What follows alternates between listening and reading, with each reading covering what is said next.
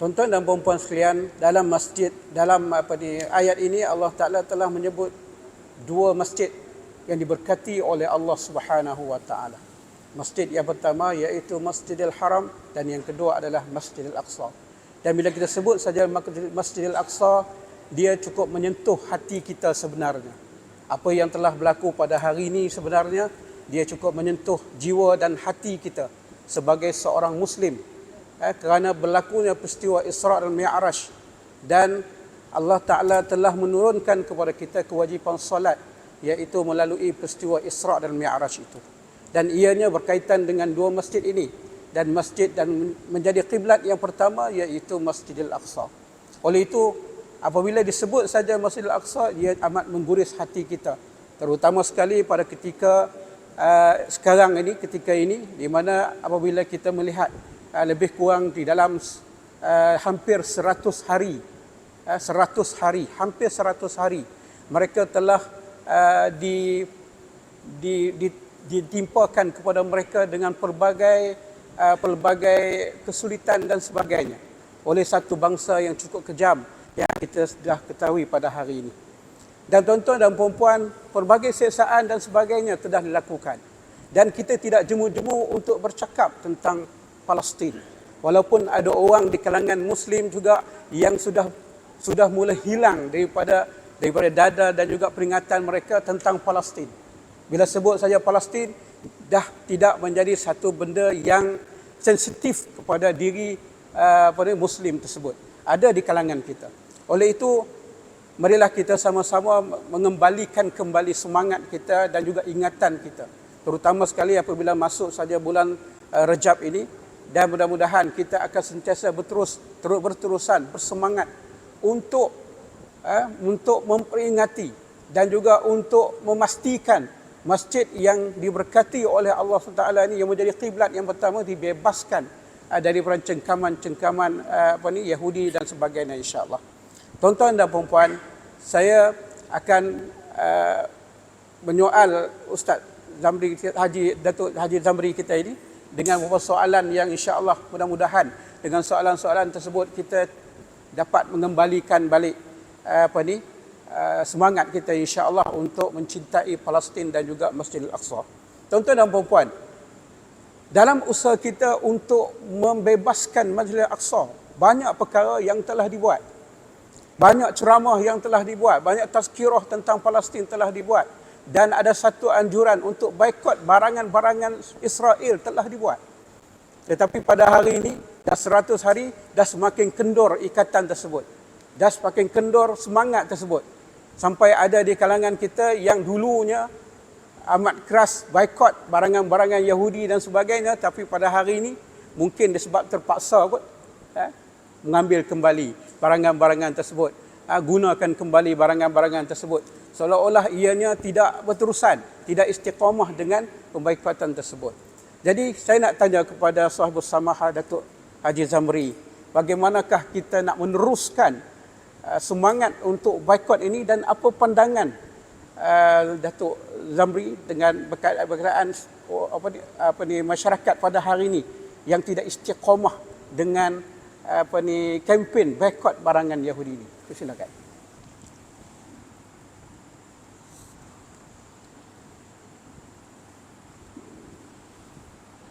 Assalamualaikum warahmatullahi wabarakatuh. Bismillahirrahmanirrahim. Alhamdulillahi rabbil alamin. Nahmaduhu wa nasta'inuhu wa nastahdihi wa nastaghfiruh. Wa na'udzu billahi min shururi anfusina wa min sayyiati a'malina. May yahdihillahu fala mudilla lahu wa man yudlilhu fala hadiya lahu.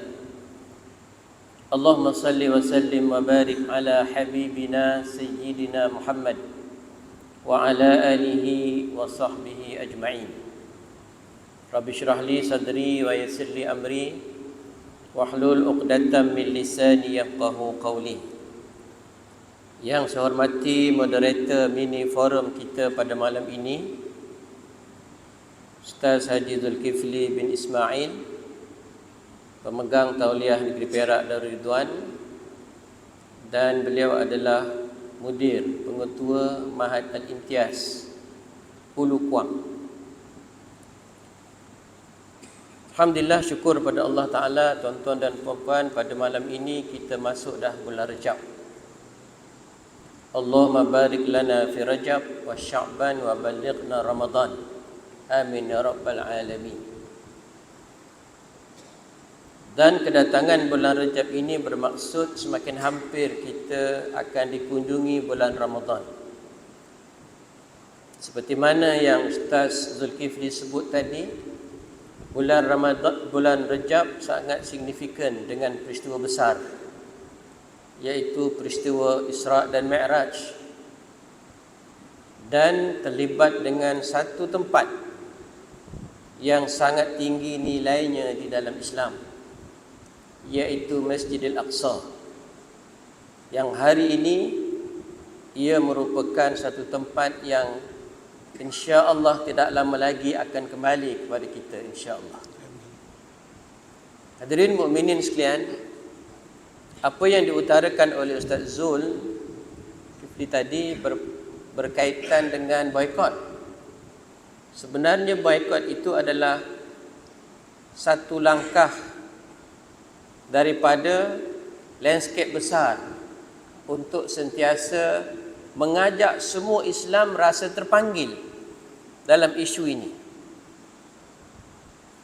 Kerana stamina umat Islam ni selalunya dia hanya, khususnya di Malaysia ni lah, pada observasi kita, kadang-kadang dia dipanggil hangat-hangat teh ayam.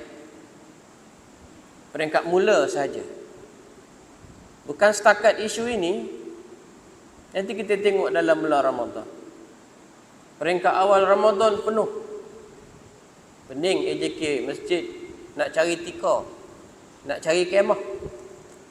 Tapi bila dah selas minit selalunya dah kurang. Termasuklah isu ini, tuan-tuan sekalian. Salahuddin Al-Ayyubi yang menjadi pembuka Masjidil Aqsa selepas Sayyidina Umar 15 Hijrah. Lepas itu giliran Salahuddin Al-Ayyubi 1197 Masihi begitu. Tatkala dia berusaha untuk membebaskan Al-Aqsa, apa ungkapan terkenal beliau? Saya tidak mampu untuk ketawa. Saya tidak mampu untuk bersukaria selama mana Al-Aqsa itu masih belum dibuka. Dan hari ini sudah hampir 98 hari perang ini berlaku. Dan kita mula nampak stamina umat Islam di Malaysia semakin lama semakin kurang. Apa indikasinya? Alhamdulillah, tahniah kepada Ustaz Syed Salahuddin. Tidak lupa untuk membacakan kunut nazilah.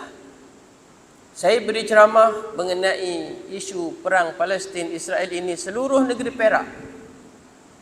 Ramai juga ataupun banyak juga masjid yang sudah tidak kunut nazilah, tuan-tuan. Sehingga dalam doa selepas solat pun tak sebut. Tuan-tuan sekalian, saya selalu ulang-ulang dalam kuliah saya madrasah tiap-tiap pagi. Mohon sangat kepada para imam, para asatizah, para ulama, apa juga topik yang dibincang mesti kait dengan Masjidil Aqsa. Tahniah kepada ustaz-ustazah di sekolah-sekolah rendah. Ada sekolah-sekolah rendah yang tiap-tiap pagi menasyidkan kunut nazilah. Anak-anak kita lebih hafal kunut nazilah daripada kunut subuh. Alhamdulillah, tuan-tuan sekalian.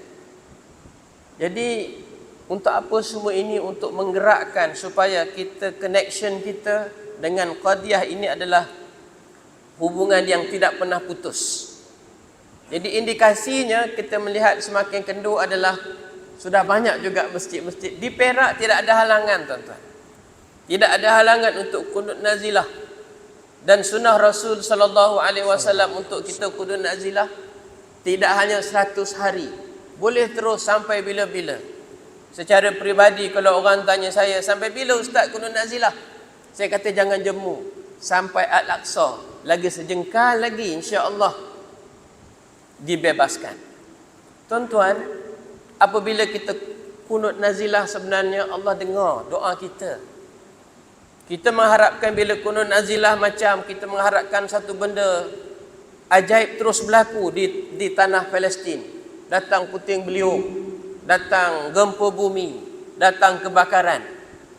Tetapi Allah Subhanahu Wa Taala tak beri cara itu, tuan-tuan sekalian. Tetapi Allah beri dengan cara yang lain. Tuan-tuan tahu setakat ini 29 orang tentera Israel mati tembak sama sendiri.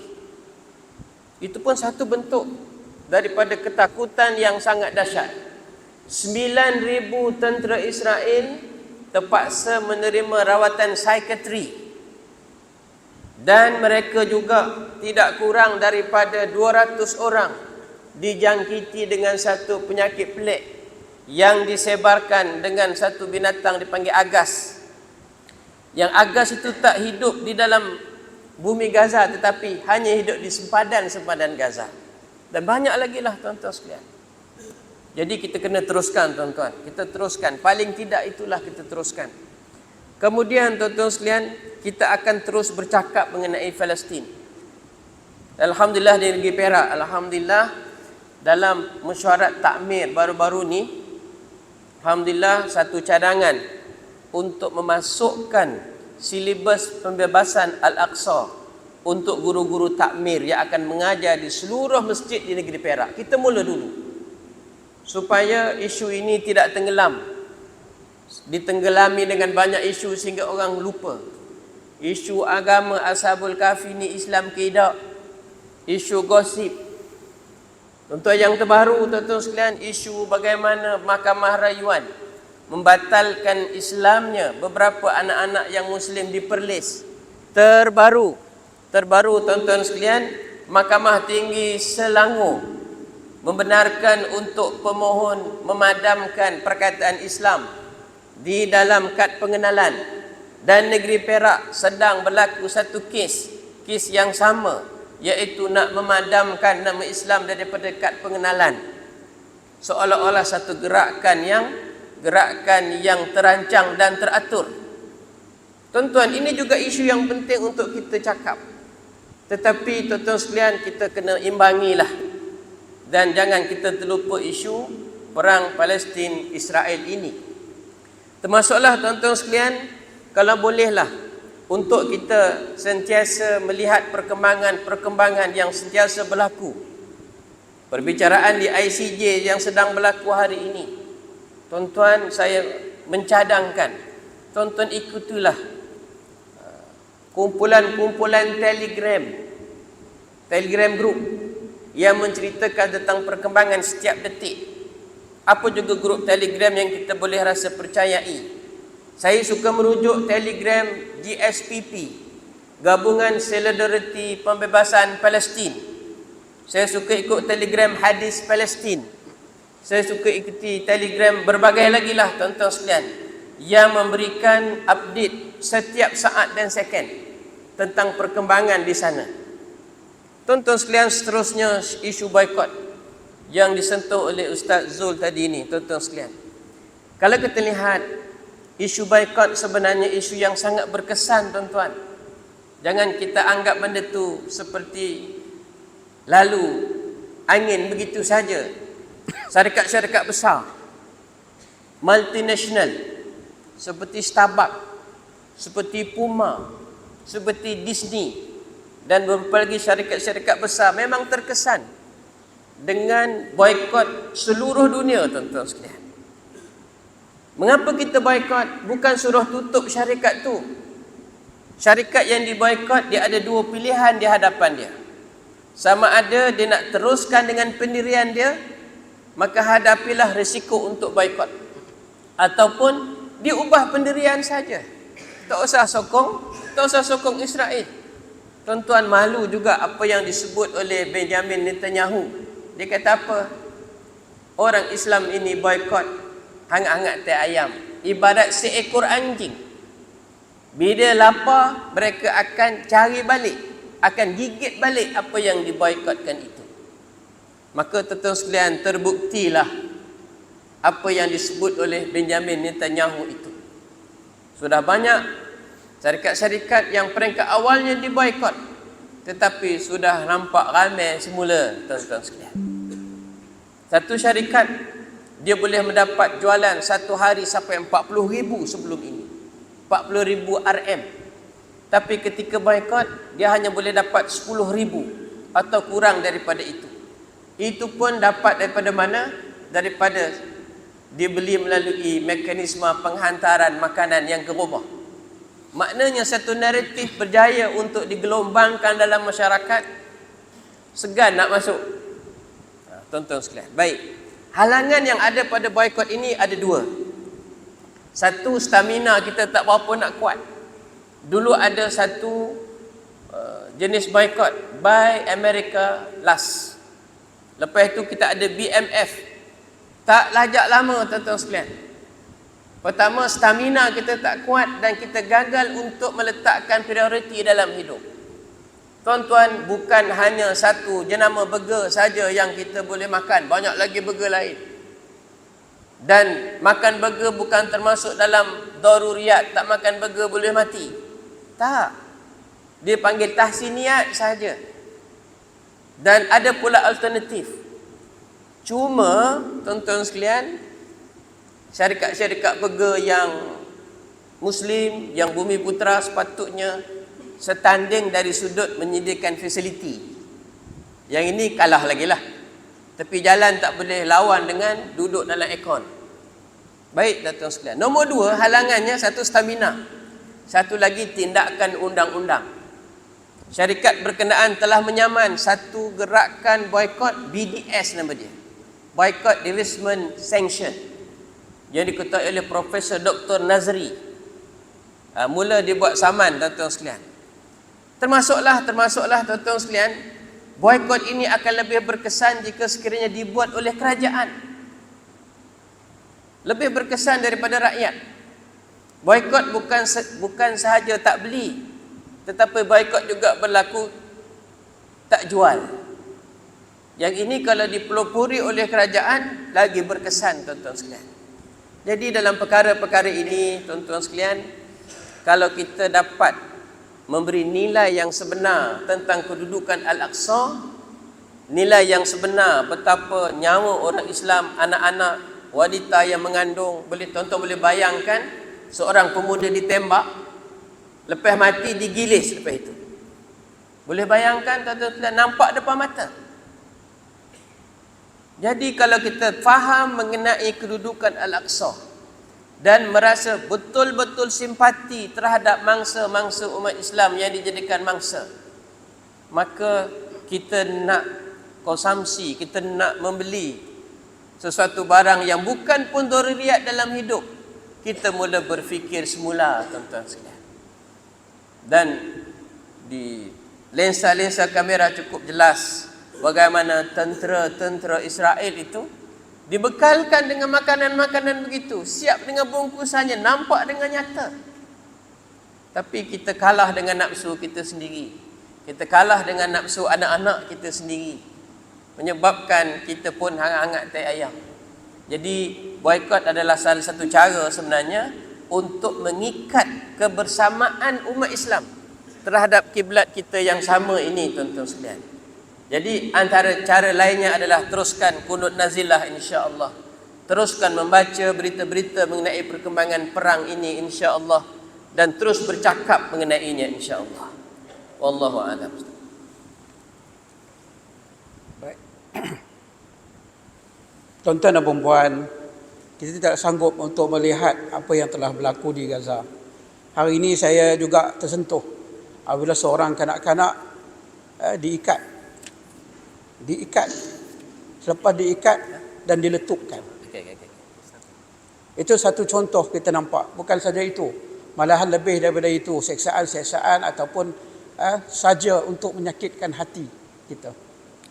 Dan apa yang perlu dan yang saya nak pesan pada diri saya sendiri dan tuan-tuan dan puan, marilah kita meletakkan satu kesedaran yang cukup tinggi dengan hasil langkah-langkah yang telah disebut oleh Datuk tadi. Ianya sebenarnya berusaha untuk membebaskan Palestin dan juga Masjidil Aqsa. Inilah peranan kita sebenarnya Peranan kita adalah untuk membebaskan, dan cara membebaskannya itu dengan langkah-langkah yang telah disebut. Oleh itulah, seperti mana yang telah Datuk sebut tadi, bagaimana kita meneruskan doa kita. Bagaimana kita meneruskan doa qunut nazilah kita, doa-doa yang simple untuk memastikan, memohon kepada Allah SWT. Allah Ta'ala memberi kepada sahabat-sahabat kita, kawan-kawan kita, rakan-rakan kita, sesama Muslim di Palestin, di Gaza dan sebagainya dengan kemenangan. Dan seterusnya insya-Allah kita seterusnya dapat membebaskan Masjidil Aqsa. Di dalam usaha peperangan Israel bersama dengan Muslim ini, sebenarnya dia bukan seorang, tetapi dia berhadapan orang Islam di Palestin. Sahabat-sahabat kita di Palestin, mereka berhadapan dengan tentera Ahzab. Mereka berhadapan bukan hanya dengan Israel. Hari ini orang tak kata Israel, orang kata Israel. Masuk neraka memang jelaslah, kan? Mereka bukan hanya sekadar mereka sahaja, tetapi mereka dibantu oleh kebanyakan negara-negara yang menyokong mereka. Dan pada hari ini, seperti mana yang telah disebut oleh Datuk Zamri, Afrika Selatan telah membawa ke Mahkamah Keadilan. Di dalam masa yang sama juga Israel telah melobi supaya jangan ada orang yang menyokong tindakan itu. Dan bukan saja itu, malahan dia juga melobi negara-negara Islam supaya memutuskan hubungan dan bantuan kepada negara Muslim ataupun kepada Palestin. Tuan-tuan dan puan-puan, termasuklah dalam negara kita telah mula ada unsur-unsur yang telah dihantar untuk menggaguh-gugat. Walaupun kita memang setakat ini teguh untuk meneruskan sokongan kepada Palestin, namun di sana ada unsur-unsur yang cuba untuk mempengaruhi dengan menghantar wakil-wakil untuk memastikan negara kita memutuskan bantuan dan juga sebagainya kepada Palestin. Tuan-tuan dan puan-puan, inilah kerja mereka. Inilah kerja musuh-musuh Allah Subhanahu Wa Taala, dan inilah kerja yang bersama dengan Israel. Yang saya sebut tadi, mereka berhadapan dengan rakyat Palestin, orang Islam di Palestin, bukan saja umat Islam di Palestin, tetapi di seluruh dunia, dalam bentuk yang lebih luas, satu dunia, di dalam menghancurkan Islam. Oleh itu, apa pandangan Ustaz Datuk Zamri berkenaan dengan campur tangan ataupun lobi-lobi yang telah dilakukan oleh kuncu-kuncu Israel di dalam menggagalkan menghalang umat Islam daripada membebaskan Masjidil Aqsa? Silakan.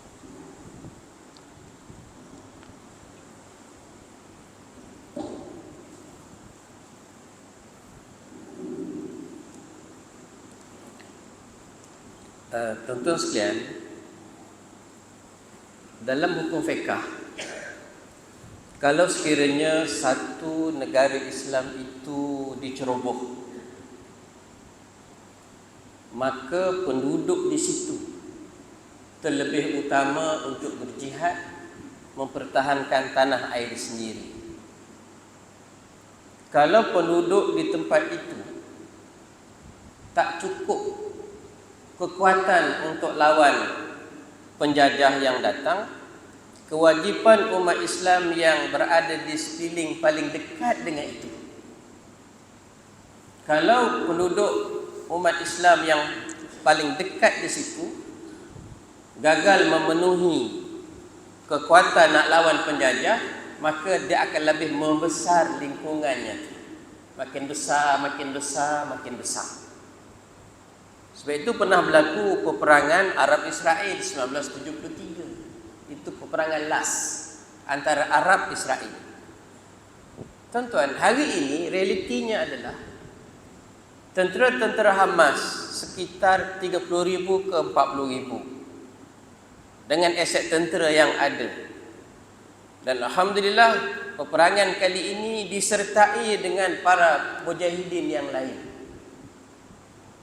Tetapi nak dibandingkan dengan aset tentera yang diberikan oleh negara-negara pro-Zionis, memang tak setara. Maka kewajipan Hamas, penduduk Palestin, lawan tentera penjajah. Dan sudah tentu tak cukup. sepatutnya negara yang paling dekat dengan dia, iaitu Mesir, UAE, Bahrain, Arab Saudi, hantar tentera. Tetapi itu tidak berlaku, tuan-tuan. Maka terkontang-kantinglah, ini bahasa saya,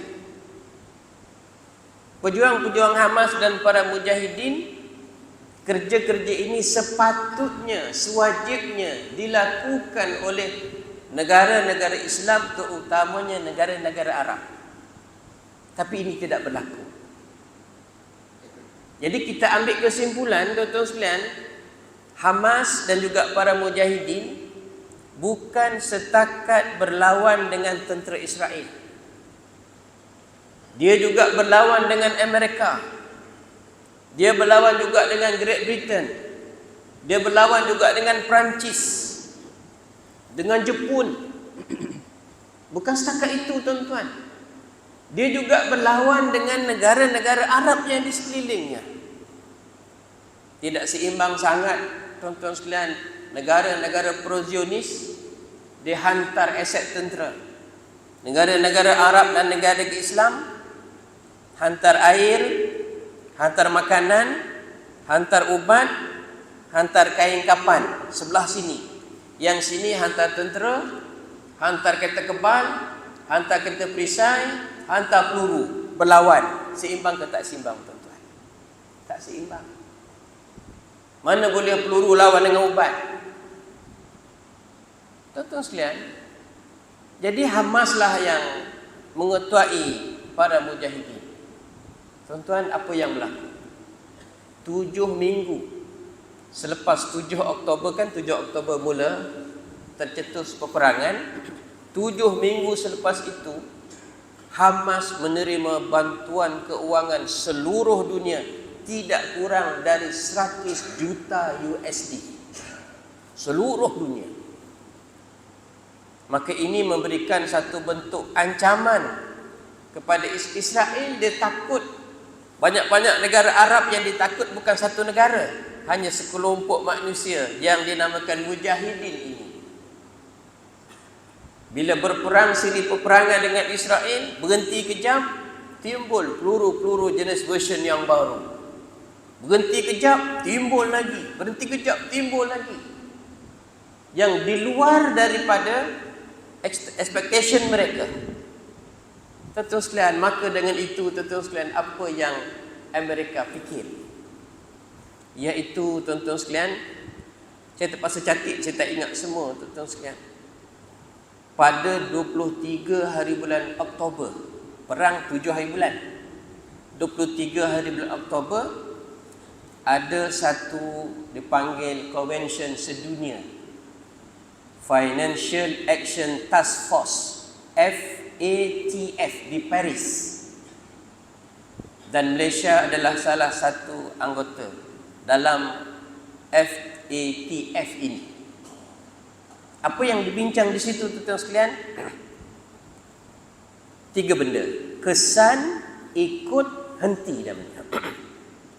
Pertama, mengesan mana-mana NGO, mana-mana individu, mana-mana entiti yang bahasa yang digunakan adalah membiayai keganasan. Address kepada keganasan itu sudah tentu Hamas, ikut definisi Amerika Syarikat. Pertama, kesan. Kedua, mereka akan ikuti. Dan yang ketiga, mereka akan menghentikan apa juga bentuk bantuan keuangan kepada Hamas. Rupa-rupanya, tuan-tuan sekalian, itu tahun 2023. Tetapi laporan yang dikeluarkan, tuan-tuan boleh baca dalam internet, National Bureau for Counter Terror Financing of Israel. Ini Israel keluarkan. National Bureau for Counter Terror Financing of Israel 2015. Sebenarnya Ustaz, dia sudah senaraikan siap-siap entiti-entiti yang terus terang membantu Hamas. Qatar, dia ada Jamiah Khairiyat sekian-sekian lah.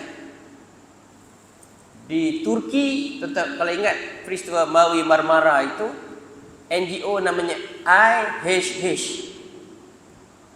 masuk dalam senarai Israel. Dan di Malaysia, NGO yang masuk dalam senarai dia adalah Aman Palestin.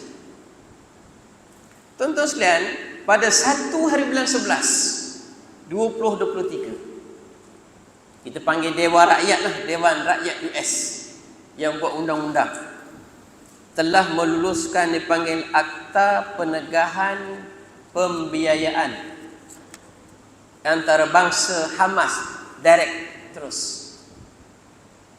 Antaranya adalah undang-undang itu menyebut mengenakan sekatan ke atas individu, entiti dan kerajaan asing yang beri sokongan dalam bentuk keuangan, material atau sokongan lain kepada Hamas dan juga Jihad Islam Palestin. Di-freeze-kan, dibekukan dana-dana yang nak dihantar kepada Hamas. Tuan-tuan kena faham, bila disebut negara Palestin sekarang dalam peta, dia terbahagi dua.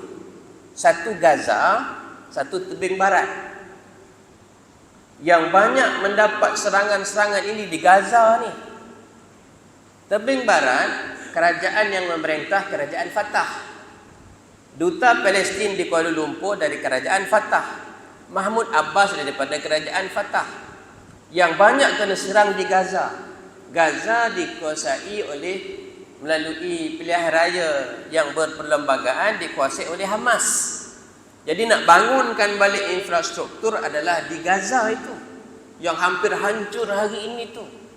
Jadi seluruh negara nak bantu Gaza, dia masukkan duit, dana kepada, itu sudah tentulah kerajaan tempatan dia, kerajaan Hamas.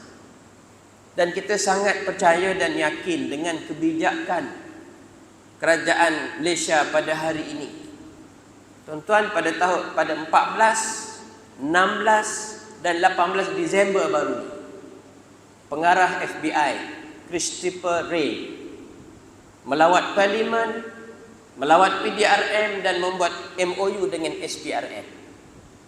Kita berharap dan kita yakin dengan kebijakan pimpin-pimpin negara ini kena melihat dengan penuh ikhlas, dengan penuh iman, meletakkan isu Palestin dan Al-Quds itu di luar daripada tekanan-tekanan pihak-pihak ini. Kita harapkan begitulah tuan-tuan sekalian. Sebab ramai bijak-bijak pandai yang ada di dalam kerajaan dan think tank yang ada. Jadi kita mengharapkan Malaysia tidak terkesan dengan itu. Lebih-lebih lagi Menteri Luar yang baru, Datuk Seri Muhammad Hassan, yang kita mengharapkan mempunyai satu wawasan yang besar, yang jelas. Dan sebelum ini pun Yang Amat Berhormat Perdana Menteri Datuk Seri Anwar Ibrahim dalam ucapan yang bersemangat menegaskan Hamas bukan pengganas. Tuan-tuan boleh cari balik dalam YouTube, Hamas bukan pengganas, menyambut apa yang diungkapkan oleh Tayyip Erdogan, Presiden Turki. Tak lama lepas itu, Datuk Seri Anwar Ibrahim kata Hamas bukan pengganas. Itu statement.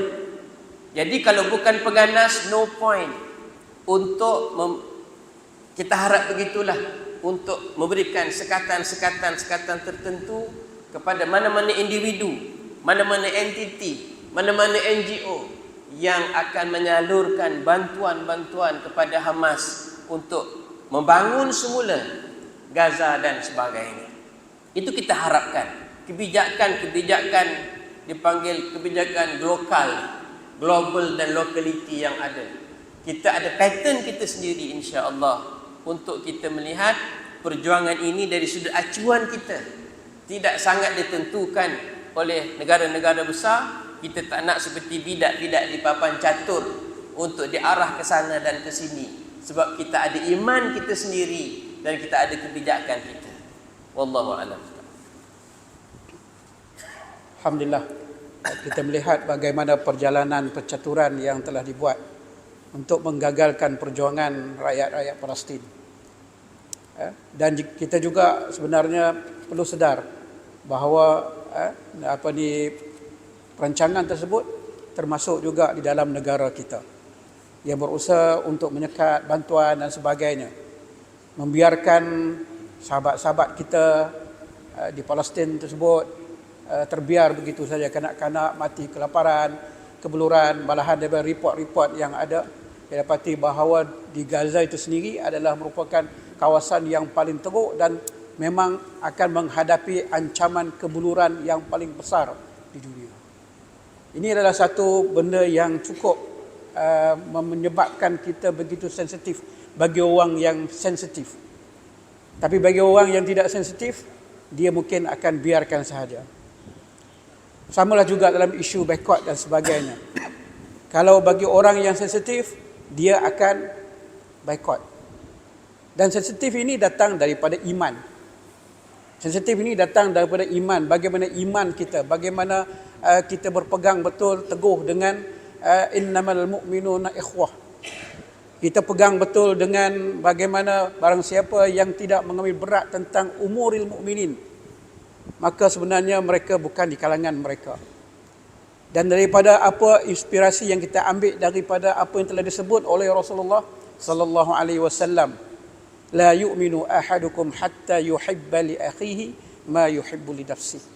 Tidak beriman, tidak sempurna iman seseorang itu kalau dia tidak mengasihi sahabatnya, saudaranya, anak-anak saudaranya yang berada di Palestin atau di mana-mana, sebenarnya seperti mana dia kasih kepada diri dia sendiri. Kalau kita tak nak melihat anak-anak kita diseksa, tak makan dan sebagainya, sudah pasti kita sebagai orang beriman, kita akan merasa menangis apabila berhadapan dengan hidangan-hidangan di rumah kita. Sedangkan anak-anak di Palestin nak dapatkan makanan sedikit pun tak mampu. Makan mungkin roti itu dipecah-pecahkan, dikoyak-koyakkan dan dibahagi-bahagikan kepada saudara-saudaranya. Dan apabila kita melihat video-video yang ditunjukkan kepada kita, betapa sedihnya. Bagaimana anak-anak di Palestin, di Gaza itu, mereka terpaksa membawa periuk, besen ke sana kemari untuk mencari makanan. Dan apabila diberi makanan yang sedikit itu, dibahagikan pula dengan anak-anak, dengan adik-adik, abang-abang dan sebagainya. Tetapi kita di sini, alhamdulillah, kita di sini kalau kita makan, mungkin di atas meja kita penuh dengan makanan.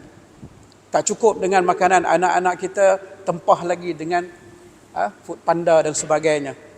Tak cukup dengan food panda, masih lagi meleleh air liur, orang Kedah katalah. Meleleh air liur lagi dengan McDonald. Meleleh lagi dengan Starbucks. Tak cukup dengan kopi-kopi yang ada di dalam negara kita. Tuan-tuan dan puan-puan, marilah kita mencetuskan kesedaran, keinsafan dan istiqamah dengan kepekaan tersebut. Kerana kepekaan tersebut berdasarkan kepada hadis dan juga ayat suci Al-Quran itu, dia datang daripada iman. Kalau kita orang yang beriman, kalau kita orang yang sayangkan kepada agama kita, saudara-saudara kita dan terutama sekali Masjidil Aqsa, maka kita akan sentiasa ingat dan menyokong perjuangan yang telah diperjuangkan oleh pejuang-pejuang di Palestin. Dan kita menyokong daripada sini dengan doa kita. Menyokong dari sini dengan langkah-langkah yang telah disebut oleh Datuk Zamri tadi. Langkah-langkah yang dibuat di dalam memboikot barangan-barangan supaya kita akan menjadi salah seorang yang bekerjasama untuk membantu membebaskan Palestin. Tuan-tuan dan puan-puan, seperti mana yang telah diceritakan di zaman Nabi Ibrahim. Zaman Nabi Ibrahim, apabila saja Nabi Ibrahim itu dibakar, lalu ada seekor burung yang mengambil dengan paruhnya air, diambil dengan paruhnya air, dituang dalam api tersebut. Kalau lihat apalah kesannya. Tetapi apabila ditanya, kamu buat macam tu, kenapa kamu buat macam tu? Kerana dia tak nak. Kerana dia tak nak, dia disoal oleh Allah Subhanahu Wa Taala, kemanakah kamu apabila saudara-saudara kamu diseksa, diserangi, diperangi, disakiti di Palestin? Di manakah kita? Kita tak mau kita apabila kembali kepada Allah, Allah Ta'ala mempersoalkan kita. Oleh itu, pada malam ini kita meletakkan kesedaran dan seterusnya kesedaran istiqamah sehingga insya-Allah Masjidil Aqsa tersebut dibebaskan dan insya-Allah Palestin itu dikembalikan kepada umat Islam. Tuan-tuan dan puan-puan yang dikasihi sekalian. Kita berhenti jauh. Kita berhenti jauh.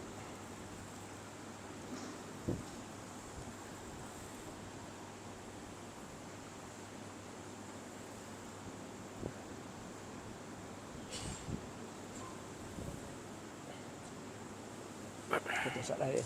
Ha? Satu lagi. Satu lagi. Satu soalan lagi.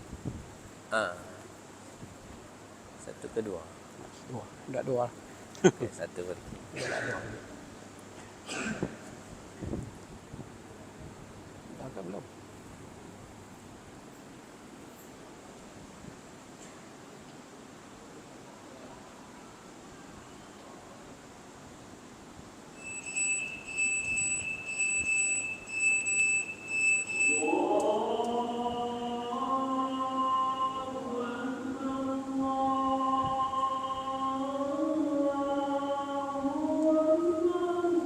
Allahu Akbar. Allahu Akbar.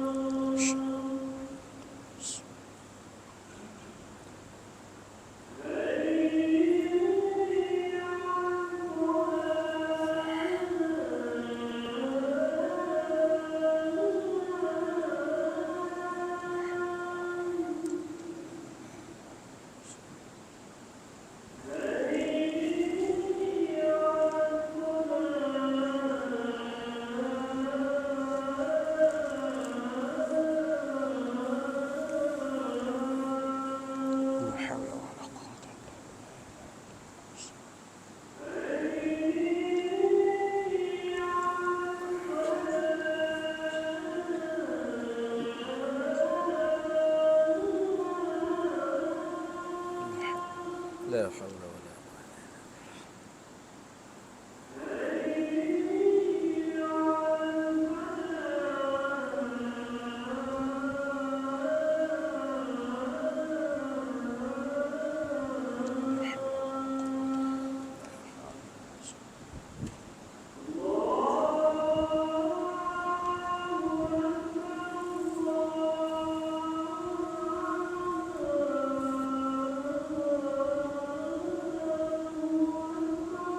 Allahu Akbar.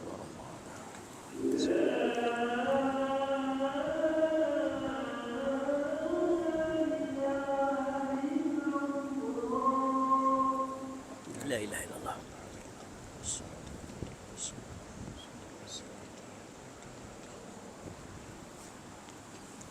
Tuan-tuan dan puan-puan yang dikasihi, daripada apa yang telah disebut oleh Datuk Zamri ini pada malam ini, kita tengok dengan kesepakatan yang telah dibuat oleh musuh-musuh agama kita. Kita dapati bahawa Palestin seolah-olah berada keseorangan. Palestin berada di dalam keseorangan tanpa dibantu oleh mana-mana pihak. Kezaliman terus berlaku. Pembunuhan terus berlaku. Dan di antara bangsa-bangsanya adalah merupakan kanak-kanak dan wanita. Termasuklah kalau kita tengok dalam berita-berita yang telah disebut kepada kita, termasuklah hospital-hospital yang nak merawat orang-orang yang sakit dan sebagainya. Jadi soalannya, sampai bila kezaliman ini akan berterusan? Dan apakah pendirian kita sebenarnya terhadap warga Palestin yang terus-menerus dizalimi? Patutkah mereka keluar sajalah daripada Palestin? Keluar je lah daripada Gaza. Sempadan Gaza pun dengan Mesir tak jauh-jauh. Keluar saja daripada bumi Gaza dan tamat peperangan tersebut. Jadi apakah usaha yang kita patut buat dan teruskan walaupun apa terjadi? Jadi ini kita tanya kepada Datuk Zamri, apakah cadangan dan apakah sebenarnya yang wajar sebenarnya dibuat walaupun dalam keadaan mereka terus dizalimi. Silakan. Terima kasih Ustaz Zul. Ini rasanya round yang last, insyaAllah. Sebelum itu, izinkan saya tuan-tuan sekalian, kita kongsi sedikit statistik lah. Tuan perasan ke tidak, setakat ini sudah 177 wartawan yang dibunuh dalam peperangan. Memang sengaja dibunuh wartawan, supaya wartawan inilah yang menceritakan kebenaran kepada dunia. 177 orang wartawan, warga Palestin pun ramai yang dibunuh.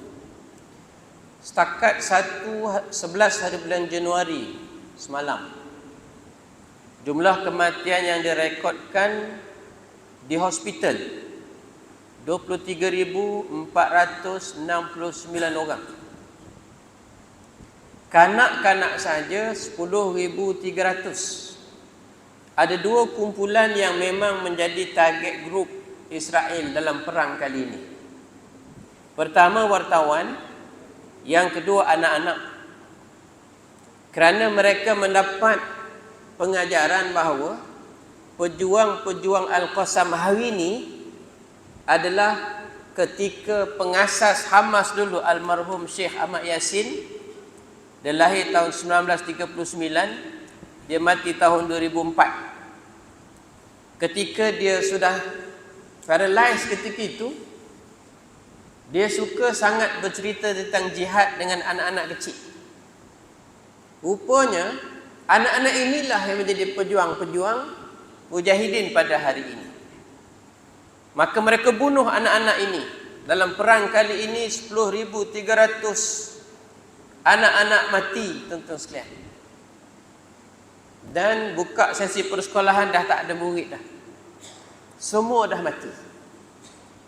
Hadirin mukminin sekalian, itu tak kira dengan statistik yang ada, tuan-tuan boleh carilah dalam itu, menunjukkan bahawa peperangan kali ini adalah peperangan pembunuhan beramai-ramai yang sangat terancam.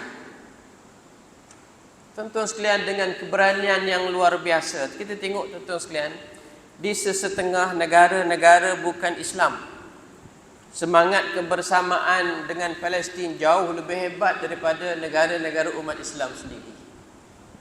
Sabtu dan Ahad, tuan-tuan tengoklah kalau berita-berita Sabtu dan Ahad, seluruh dunia, khususnya negara-negara barat, buat demonstrasi bukan calang-calang, tuan-tuan sekalian. Sebaliknya di sesetengah negara Islam, tuan-tuan, kalau negara barat lawan bola, satu stadium dengan bendera Palestin, dengan spanduk besar-besar. Namun di sesetengah negara Islam, nak masuk dalam stadium dipastikan bawa bendera Palestin ke tidak. Di setengah-setengah negara barat, pijak bendera Israel itu biasa, fenomena biasa.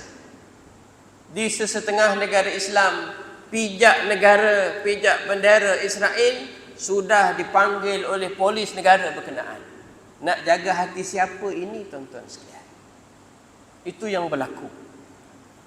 Dan alhamdulillah, Afrika Selatan, sebuah negara Afrika yang pernah melalui pengalaman dasar apartheid yang sangat menzalimi perbezaan warna kulit, mendakwa Israel di ICJ, International Court of Justice, Mahkamah Keadilan Antarabangsa.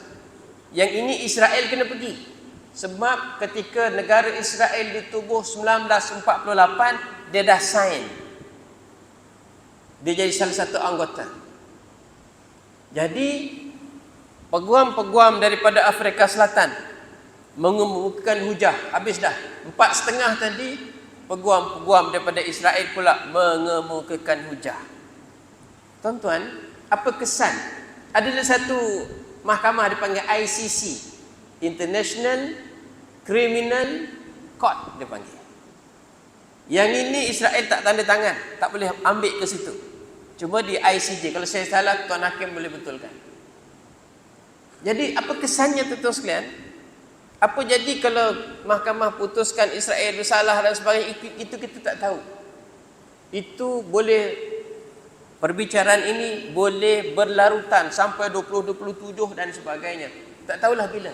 Tetapi bagusnya tuan-tuan sekalian, kalau mahkamah kata perang kena stop sebab kami nak tengok bukti-bukti di medan, maka ketika itu perang kena diberhentikan. Kalau sekiranya mahkamah memutuskan pertama nak cari bukti, kena berhenti. Dan ketika itulah tuan-tuan sekalian, peguam-peguam daripada Afrika Selatan akan londeh satu persatu apa yang telah dibuat oleh tentera Zionis itu. Dan dunia akan terdedah semuanya tuan-tuan sekalian. Dan gelombang untuk menolak Israel dari peringkat masyarakat dunia sudah nampak hari ini. Demonstrasi berlaku di seluruh dunia.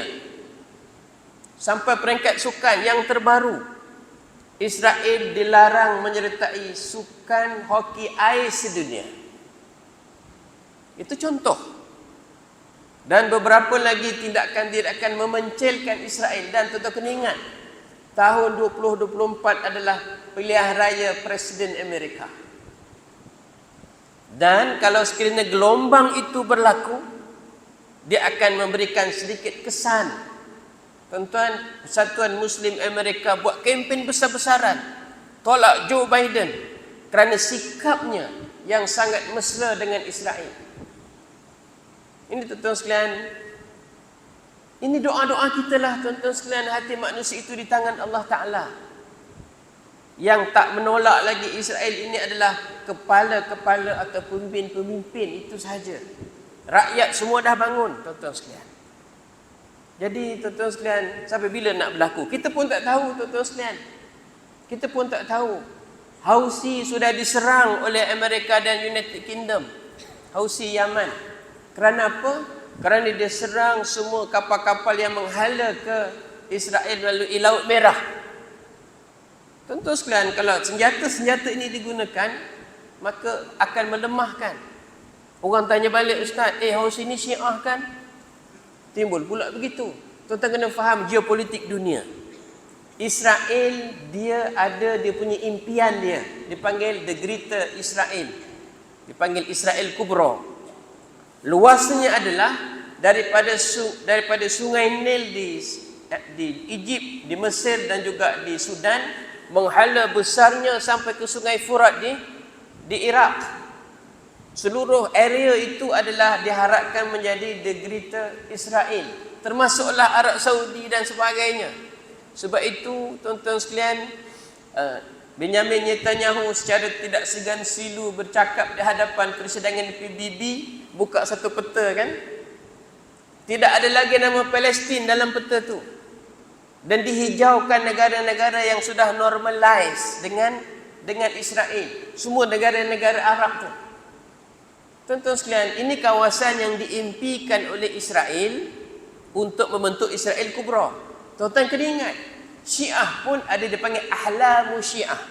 Ahlamu Syiah bermaksud impian Syiah untuk membentuk juga sebuah dia punya impian kawasan yang sama dengan Israel.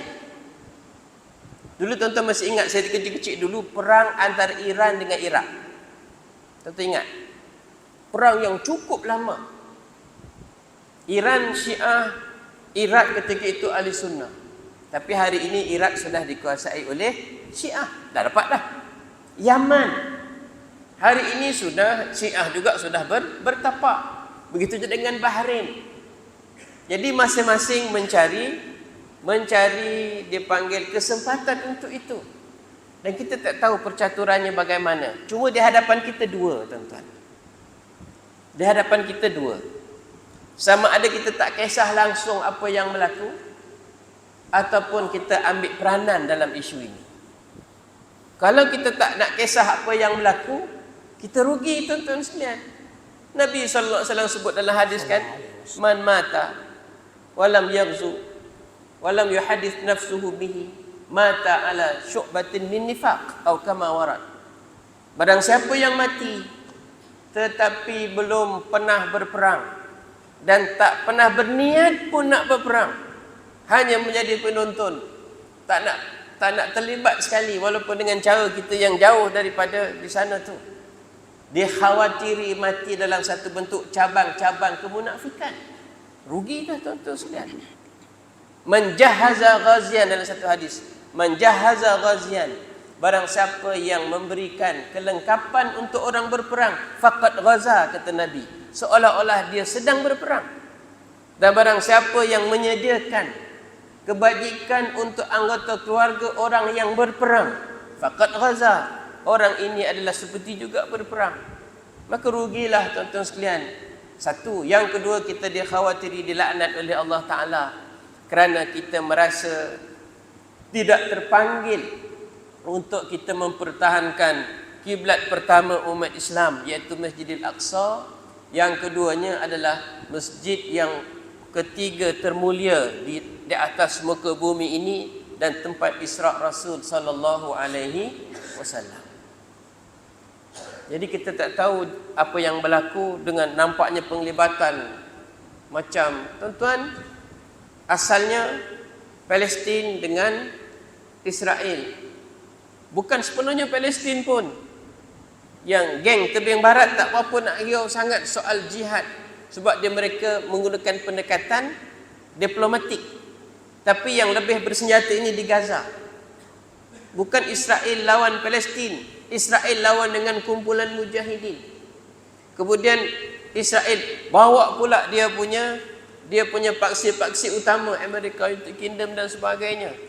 Bila berlaku sekatan-sekatan di Laut Merah, 10 negara diketuai oleh Amerika Syarikat bersatu untuk lawan Houthi di Yaman. Terakhir kan baru ni mereka dibom, tuan-tuan sekalian. Dan yang terbaru, Iran adalah blok Yaman. Iran sudah merampas satu kapal kontena minyak daripada Amerika Syarikat. Sangat complicated tuan-tuan sekalian. Dan kita kena faham, di Asia Tenggara ini pun ada negara-negara yang pro, yang mesra, yang ada askar-askarnya dihantar ke Israel sebagai askar upahan. Ada juga negara-negara jiran-jiran yang begitu mesra dengan Israel ini. Tuan-tuan, sangat complicated yang ini. Selalu saya sebut untuk memberi sedikit kefahaman untuk diri saya, tuan-tuan sekalian. Hasrat Israel adalah untuk padam nama Palestin di dalam peta dunia. Bila terpadam nama Palestin daripada peta dunia, automatik akan terpadam daripada dada-dada umat Islam. Ibarat sebuah negara di alam buana ini, dulu dalam peta namanya Temasek, hari ini sudah tidak ada, nama yang lain, dan diiktiraf oleh dunia. Maka nama itu sudah tidak ada dan sudah hilang daripada dada-dada umat Islam bahawa Temasek dulu ada seorang sultan, dan dia sudah menjadi sebuah negara yang berdaulat. Dah tak boleh buat apa dah. Itu juga yang diharapkan oleh Israel. Langkah pertamanya adalah padam dulu nama Palestin dalam peta. Lepas terpadam daripada peta, normalizekan dengan negara-negara lain. Negara-negara Arab di keliling itu, kata ibarat orang dulu-dulu, setiap rakyat Arab kalau meludah sekalipun tenggelam Israel itu. Tapi ini tidak berlaku. Dinormalisasikan negara-negara keliling tu. Dah semua tanda tangan. Pertama menandatangan dipanggil Deal of the Century semasa Donald Trump. Lepas itu tanda tangan perjanjian Abraham Accord dan sebagainya. Itu cukup dirancang tuan-tuan dalam sejarah. Palestin dikuasai secara berjemaah oleh negara-negara kufar. Dan kita nak dapatkan balik juga mesti secara berjemaah. Tapi hari ini jemaahnya tak berapa nak memberikan kerjasama, Ustaz. Namun kita sebagai rakyat Bahrain ini jangan putus doa dan kita gunakanlah apa cara sekalipun. Kalau terlibat dalam NGO dan sebagainya, teruskan bercakap mengenai Palestin. Lebih-lebih lagi cikgu-cikgu yang mengajar di tadika, yang mengajar di sekolah rendah, yang mengajar di sekolah menengah, di pensyarah universiti, sediakan generasi yang tidak putus hubungannya dengan pembebasan Al-Aqsa. Bagaimana orang-orang Yahudi mengajar anak-anak mereka seawal sekolah rendah lagi membenci Arab, seawal sekolah menengah, sekolah rendah lagi merasa tidak bersalah untuk melakukan pembunuhan dan menganggap orang Arab itu bukan sebagai manusia, kerana mereka letakkan jati diri kita ni chosen people, kita yang terbaik. Daripada kecil lagi, tuan-tuan sekalian, mengapa kita melupakan, mengalpakan untuk membentuk generasi yang akan datang yang faham mengenai Al-Aqsa. Hari ini alhamdulillah, anak-anak macam anak adik kita ni di negara Arab, mereka tidak lagi berbangga dengan kostum Spiderman, Ultraman. Mereka bangga dengan kostum Abu Ubaidah yang hanya nampak mata tu. Mereka main-main olok-olok sesama mereka. Main-mainnya macam mana, tuan-tuan sekalian? Sembahyang jenazah. Kawan dia duduk depan nyerongin, dia sembahyang jenazah. Main-main dia mati syahid. Kemudian di kemah-kemah pelarian, mereka angkat seorang budak, angkat 4 orang, bubuh dalam cadar. Bila ditanya ni apa dia? Ini syuhada. Subhanallah, tuan-tuan sekalian. Daripada kecil lagi. Tuan-tuan, kalau setiap mak bapak, cikgu-cikgu, para pendidik, para murabbi tidak meninggalkan isu ini, barangkali zaman kita Al-Aqsa barangkali belum terbebas, tapi akan terbebas di tangan anak-anak kita, insya-Allah. Kata ulama, peringkat pertama Al-Aqsa dibebaskan oleh siapa? Oleh Umar Al-Khattab, orang Arab Quraisy. Kali kedua oleh Salahuddin Al-Ayyubi, orang Kurdi. Kali ketiga oleh Khilafah Utsmaniyah, orang Turki. Barangkali kali keempat adalah orang-orang Melayu Muslim. Mana tahu, tuan-tuan sekalian. Sebab sokongan yang tidak berbelah bagi umat Islam datang daripada sebelah sini, tuan-tuan sekalian. Manalah tahu. Kalaupun tidak begitu, kita berjaya meledakkan rasa jihad itu daripada sekarang sampai masa akan datang. Wallahu ta'ala ala wa alam. Tuan-tuan, kita berdoa kepada Allah Ta'ala, setiap kita yang hadir ini dengan niat menolong dikira sebagai jihad di jalan Allah. Dr. Nawaf Takruri, seorang pengurusi Kesatuan Ulama Palestin di luar negara, duduk di Turki. Dia mengeluarkan pandangan bantuan tuan-tuan terhadap pembebasan Palestin mulai hari ini tidak lagi dipanggil sedekah, tidak lagi dipanggil derma, tetapi jihad dengan harta.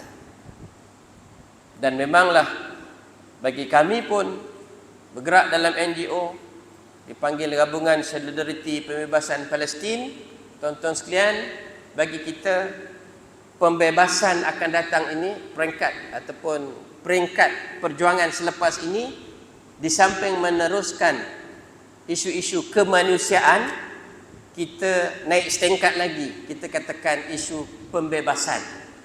Mengapa perlu di-upgrade? Sebab kemanusiaan dia akan berulang-ulang sekelnya itu selama mana belum bebas.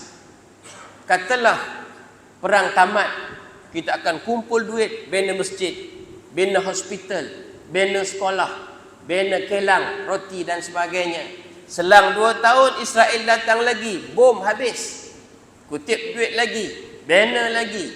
Selang 2 tahun dibom habis. Sampai bila sekel itu berlaku? Sampai bila-bila selagi mana belum merdeka. Jadi peringkat akan datang ini bukan lagi kemanusiaan, tetapi sampai peringkat kemerdekaan. Sebab itu bila orang tanya, Ustaz, apa hukum sikap kita lah? Saya bukan bagi fatwa, saya bagi pandangan saya sendiri. Haram hukumnya orang Islam khususnya di Malaysia bersifat neutral dalam hal ini. Saya tak sokong sana, Ustaz, sebab dua-dua mati. Tak boleh. Kalaupun istilah Hamas memulakan peperangan pada 7 Oktober, sesungguhnya peperangan itu bukan bermula 7 Oktober. semenjak British menjajah Palestin 1917. Khianat British menyediakan negara untuk Israel sehingga tertegaknya negara Israel 1948. Mulai hari itu sampai hari ini pembunuhan berlaku, perampasan, kemusnahan berlaku. Takkanlah bangsa yang dijajah bacul sangat nerima saja, mesti lawan. Jadi dalam hal ini tak bolehlah saya berkecuali Ustaz. Kalau nak keluarkan kenyataan pun kita kena seimbang. Tak boleh kita memihak. Tak boleh tuan-tuan sekalian. Walak kita wajib kepada umat Islam. Itu sikap kita lah tuan-tuan sekalian. Wallahu alam, takat itu dulu Ustaz. Mudah-mudahan ada manfaat lah. Tanggungjawab saya menyampaikan dan tuan-tuan boleh berfikirlah mengambil mana yang elok insya-Allah. Hadza wa sallallahu ala habibina Sayyidina Muhammad wa ala alihi wa sahbihi ajma'in walhamdulillahirabbil alamin. Assalamualaikum warahmatullahi wabarakatuh. Alhamdulillah. Hasbunallah wa ni'mal wakil wa la haula wa la quwwata illa billahil aliyyil azim. Alhamdulillah, daripada apa yang telah disebut tadi, daripada kesimpulan yang saya buat, iaitu sepanjang mini forum ini, marilah kita niat untuk syahid malam ini. Niat untuk syahid, walaupun kita tidak pergi berperang, tetapi kita niat untuk syahid bersama-sama di dalam fikiran kita, dalam hati kita untuk membebaskan Palestin insya-Allah. Yang kedua, marilah kita meneruskan bantuan. Marilah kita meneruskan bantuan, kerana orang yang meneruskan bantuan kepada pejuang-pejuang ini, mereka akan diberi ganjaran yang sama dengan orang yang berperang. Dan marilah kita mendidik anak-anak kita supaya mencintai Masjidil Aqsa, mencintai Masjidil Haram, mencintai bumi anbiya Palestin dan sebagainya. Marilah kita berbisik kepada anak kita, kepada cucu kita, kepada pelajar-pelajar kita, supaya mereka menyedar apa yang berlaku pada hari ini.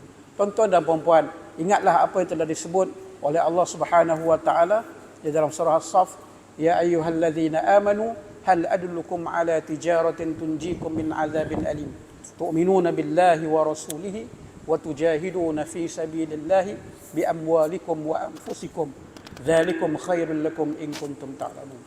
Wahai orang yang beriman, hendakkah aku tunjukkan kepada kamu dengan perniagaan yang tidak pernah rugi dan menghindarkan kita daripada, menjauhkan kita daripada api neraka, yaitu mereka berjihad kerana Allah, mereka berjihad dengan harta mereka, mereka berjihad dengan jiwa mereka kalau mereka mengetahui.